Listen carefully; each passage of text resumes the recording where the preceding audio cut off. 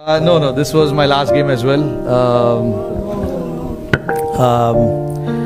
No, honestly, I've enjoyed since the time I started playing this format, and nothing better time to say goodbye to this format. I've loved every moment of this. I started my India career playing this format, and this is what I wanted. I wanted to win the cup and say. অবশেষে টি-20কে বিদায় জানালেন Indian captain Rohit Sharma.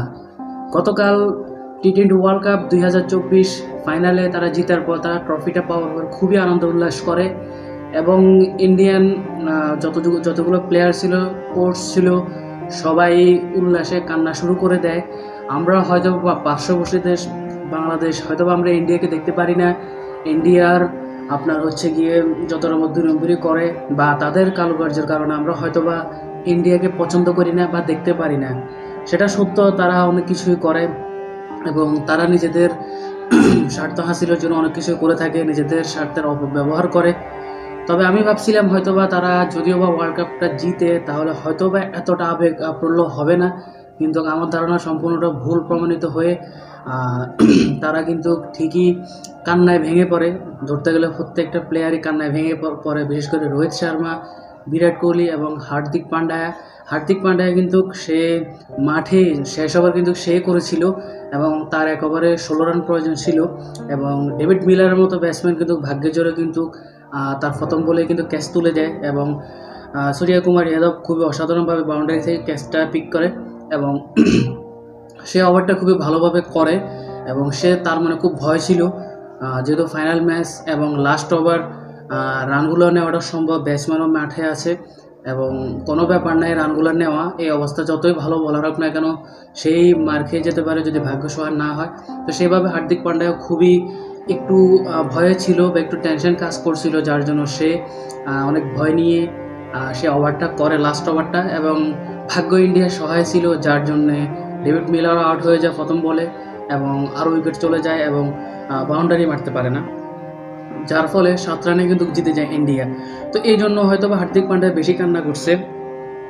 সে last বলটা করার পরে সে কিন্তু আপনারা খেলা দেখলে খেয়াল করলে বুঝবেন যে লাস্ট বলটা করার পর হার্দিক পান্ড্যা ফাইনাল ম্যাচের লাস্ট ওভারের লাস্ট বলটা করার পর যখন ম্যাচটা জিতে গেল তো সে সাথে সাথে মাটিতে কিন্তু বসে গিয়েছিল। মানে সে হয়তোবা নিজের স্রষ্টার কাছে তখনই হয়তোবা প্রার্থনা করতেছিল বা সম্মান জানাচ্ছিল, প্রশংসা করতেছিল যে শেষমেশ তার হাত ধরে ম্যাচটা জিততে পারলো। হয়তোবা সেরকম কিছুই তার মনে হয়তোবা আসছিল, যার জন্য সে আনন্দ উল্লাস না করে সাথে সাথে মাটিতে বসে গিয়েছিল, একদম ফিল্ডে বসে গিয়েছিল এবং তার কিছুক্ষণ পর থেকে সে কান্না শুরু করে দেয়, সবাই আনন্দ উল্লাস শুরু করে এবং ধরতে গেলে ইন্ডিয়ার প্রত্যেকটা প্লেয়ারই কান্নাকাটি করে। সো আমি এটা অ্যাকচুয়ালি তাদের কাছ থেকে আশা করি না, আমি ভাবছি হয়তোবা তারা পাওয়ারফুল দল, তারা জিতছে, আনন্দ উল্লাস অবশ্যই করবে, কান্নাকাটি বা আবেগে আপ্লুত হবে না, কিন্তু তারা হয়ে গিয়েছে এবং দেখলাম ধরতে গেলে প্রত্যেকটা প্লেয়ারই কান্না করতেছিল এবং তাদের যে বোর্ডের পরিচালক তারাও কান্না করছিল, কোচ যারা আছে তারাও খুবই আবেগে আপ্লুত হয়ে পড়ে এবং রোহিত শর্মার কথা কি বলবো, সে তো অনেক বেশি খুশি হয়েছিল, কান্না করছে এবং দর্শকদের দিকে ফিরে আপনার হচ্ছে প্রার্থনা চাচ্ছিল এবং স্রষ্টার কাছেও প্রার্থনা চাচ্ছিল রোহিত শর্মা। এবং এক কথায় হচ্ছে ম্যাচটা আই ডোন্ট নো, আমি জানি না যে তারা কোনো জালিয়াতি করে দিচ্ছে নাকি ইচ্ছা করে দিচ্ছে বা ভাগ্যের সহায় ছিল এরকম কিছু, আমি সেও জানি না। কারণ শেষে যখন সাউথ আফ্রিকার আপনার প্রায় 5 ওভারের মতো বাকি ছিল তখন কিন্তু রানে আর কিন্তু বলে কিন্তু প্রায় সেম ছিল, ব্যাটসম্যানও ছিল, তারপরেও দেখা যাচ্ছে যে তখন ছিল মেবি আপনার 30 বলে প্রয়োজন ছিল 31 রান, যতটুকু সম্ভব মেবি আমার যতটুকু মনে করে যে লাস্ট 5 ওভারে 31 রান প্রয়োজন ছিল, মানে হচ্ছে 30 বলে 31 রান এবং মাঠে কিন্তু ব্যাটসম্যান ছিল, ডিকক ছিল, মিলার ছিল, ভালো ভালো ব্যাটসম্যান ছিল, কিন্তু ওই লাস্ট 5 ওভারে খেলা এমনভাবে ঘুরে যায় যে লাস্ট ওভারে আপনার 1 ওভারে লাগে 16 রান। সো তাহলে বাকি 4 ওভারে রান নিল কত, এখান থেকে 4, 10, 15 রান নিল। সো লাস্ট ওভারে লাগতো কিন্তু 16 রান। তো এটা অ্যাকচুয়ালি ইন্ডিয়ার কোনো চালের মাধ্যমে হয়েছে নাকি অরিজিনালি তাদের ভাগ্য সহায় ছিল, সাউথ আফ্রিকা ভালো ব্যাটিং করতে পারে নাই এরকম কিছু, আই ডোন্ট নো।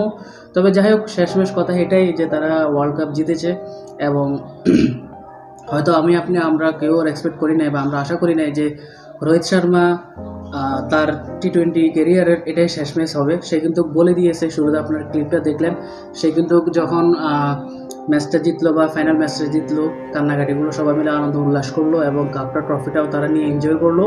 এবং এরপরে আপনারা জানেন যে প্রত্যেকটা ইন্টারন্যাশনাল ম্যাচ শেষ হওয়ার পর প্রেস কনফারেন্স হয়ে থাকে প্রত্যেকটা দলের নিজস্বভাবে বা ইন্টারন্যাশনালভাবে হয়ে থাকে, যেখানে সাংবাদিকরা থাকে এবং সেখানে দলের যে কোনো একজন থাকে, বিশেষ করে ক্যাপ্টেন থাকে, বা ক্যাপ্টেন যদি না যেতে চায় তাহলে অন্য একটা প্লেয়ারকে দেওয়া হয় প্রেস কনফারেন্সে, এবং সেখানে সাংবাদিকরা তাকে প্রশ্ন করে এই যে ম্যাচটা খেললো সেটা সম্পর্কে। সো যাই হোক, সেমভাবে কালকে যখন কাপটা এনজয় করার পর এনজয় করলো, এরপর যখন প্রেস কনফারেন্স টাইম হলো তখন অবশ্যই রোহিত শর্মা গেল এবং রোহিত শর্মাকে প্রশ্ন করা হয়েছিল যে টি-20 ক্যারিয়ার শেষ ম্যাচ কবে বা টি-20 ক্যারিয়ার থেকে কখন সে ব্যাক করবে। সো তখনই সে বলে দিয়েছে যে আমি আমার শেষ ম্যাচটা খেলে ফেলেছি টি-20 ওয়ার্ল্ড কাপে, এটাই আমার শেষ টি-20 ওয়ার্ল্ড কাপের শেষ ম্যাচ ছিল এবং অনেক এনজয় করেছে, অনেক ভালো লাগলো এবং আশা ছিল একটা কাপ নিয়ে ওয়ার্ল্ড কাপটা হাতে নিয়ে বিদায় জানাবো টি-20কে। আর সৃষ্টিকর্তা আমার সহায় ছিল, যার জন্য সেটা পারছি।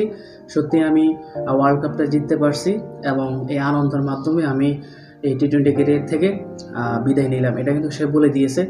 এবং আমরা যত ইন্ডিয়াকে হেড করি না কেন, রোহিত শর্মা বিরাট কোহলিকে হেড করি না কেন, এরকম যে সিচুয়েশনগুলো আসে, আপনি কিন্তু চাইলেও আপনি তাকে যত অপছন্দ করেন, ইন্ডিয়াকে যত অপছন্দ করেন, আপনি চাইলেও কিন্তু গুণাগুণ বিচারগুলো কিন্তু আপনি বলতে পারবেন না যে রোহিত শর্মা খেলোয়াড় হিসেবে ভালো না। ওকে, বিরাট কোহলি খেলোয়াড় হিসেবে ভালো না সেটা আপনি কখনো বলতে পারবেন না। ইন্ডিয়াতে রোহিত শর্মা, দ্বিতীয় রোহিত শর্মা তারা কখনোই পাবে না। বিরাট কোহলি দ্বিতীয় বিরাট কোহলিও কখনো পাবে না। যেমনটা আমাদের বাংলাদেশের মাশরাফি বসকে যেমন তিনি এক পিসই হয়েছে, এক পিস, ওনারাও বর্তমানে ওনার মতো আর কেউ হবে না। সেম রোহিত শর্মা বিরাট কোহলির মতো কিন্তু ইন্ডিয়া কখনো এরকম ব্যাটসম্যান পাবে না, এটা একদম 100% ট্রু। তো সেই জায়গা থেকে অবশ্যই এটা খারাপ লাগা কাজ করে। আমি যখন আজকে সকালবেলা দেখলাম নিউজটা, আমার নিজের কাছে অনেক বেশি খারাপ লাগছে। কারণ হচ্ছে গিয়ে সে খুবই ভালো একজন প্লেয়ার এবং সে যে ক্যাপ্টেন্সির মাধ্যমে যেভাবে টিমকে নেতৃত্ব দেয় সেটা খুবই অসাধারণ। এবং তার যে চাহনি, তার যে খেলার প্রতি লোভ, জিতার প্রতি তার যে লোভ, একটা ভালো একটা ইনিংস উপহার দেওয়ার যে একটা লোভ থাকে, তার একটা তাড়না থাকে, সেটা প্রত্যেকটা ক্যাপ্টেন্সের ভিতরে কিন্তু থাকে না, যেটা রোহিত শর্মার ভিতরে কিন্তু ছিল এবং আছে। যাই হোক, সবারই দিন ফুরিয়ে আসে এবং তারও বয়স হয়েছে, তার ইচ্ছে হয়েছে, সে এখন টি-20 থেকে ব্যাক করে ফেলেছে, একদম বিদায় নিয়ে নিয়েছে এবং খুব হাসি মুখে বিদায় নিয়েছে। জাস্ট আমরা যারা তার খেলাকে পছন্দ করি, তাকে পছন্দ করি, তারা হয়তো একটু কষ্ট লাগবে, যেমনটা আমারও লাগতেছে, বাট কিছু করার নাই, মেনে নিতে হবে। এটাই হচ্ছে জীবন, মানায় নিতে হবে। তারকারা আসবে, প্রিয় মানুষ আসবে, সময় ফুরাবে, চলে যাবে, এটাই নিয়তি, সৃষ্টিকর্তার নিয়তি এটা। তো যাই হোক, তাকে এখনও ওডিআই এবং টেস্টে মেবি দেখা যাবে, সেগুলো থেকে সেই দুই ফরম্যাট থেকে এখনও বিদায় নেন নাই। তো ইন্ডিয়ান ওডিআই বা টেস্টে অবশ্যই আমরা রোহিত শর্মাকে দেখবো, তবে তার মতো হার্ড হিটার ব্যাটসম্যানকে আমরা তার হার্ড হিটার যে পজিশন, টি-20 পজিশন, সেখান থেকে সে বিদায় নিয়ে নিল, এটা খুবই খারাপ লাগে। আমি একটা জিনিস বুঝি না, মানে এই হার্ড হিটার যে পাওয়ারফুল যে ব্যাটসম্যানগুলো আছে প্রত্যেকটা দেশে, তারা কিন্তু সর্বপ্রথম দেখলাম টি-20 থেকেই কিন্তু বিদায় নেয়। তো তাদের এই প্ল্যাটফর্মটা খুবই তাদের জন্য গুরুত্বপূর্ণ এবং এই প্ল্যাটফর্মে বা টি-20 প্ল্যাটফর্মে কিন্তু তাদের খেলা বেশি মানুষ উপভোগ করে। আর সেই টি-20 প্ল্যাটফর্ম থেকে তারা সবার আগে বিদায় নিয়ে নেয়, যেমনটা ওয়ার্নারও বললো। যাই হোক, এই হচ্ছে কথা এবং তার যেটা মনে হয়েছে সে সেটা করছে।